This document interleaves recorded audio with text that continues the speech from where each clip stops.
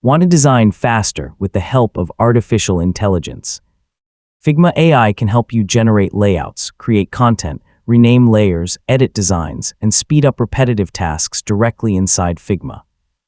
In this tutorial, I'll show you how to use Figma AI in 2026. So let's get started. First, sign in to your Figma account and open an existing design file or create a new one. Some AI features may require a supported workspace, account type, or rollout, so the available tools can vary. Next, open the Figma AI tools from the toolbar, resources panel, or context menu, depending on your version of Figma and the AI features available to your account. Figma continues to expand its AI capabilities, so the interface may look slightly different over time. Describe what you'd like Figma AI to help you create or improve. For example, you can ask it to generate a landing page, create interface content, suggest layouts, rename layers, or organize design elements. The clearer your prompt is, the more useful the results are likely to be. Once Figma AI finishes generating its suggestions, review the results carefully.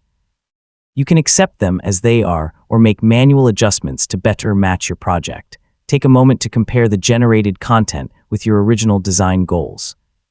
Keep using Figma AI to speed up repetitive tasks, generate additional ideas, or improve different parts of your design while making your own creative decisions along the way.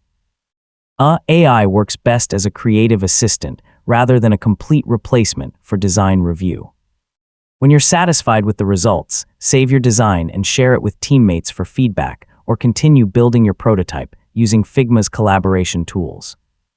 So you've successfully learned how to use Figma AI, and that's how to use Figma AI. By combining AI-generated suggestions with your own creativity, you can speed up your workflow, explore new ideas, and build designs more efficiently. The more you experiment with different prompts and features, the more value you'll get from Figma AI. Thanks for watching, and I'll see you in the next tutorial.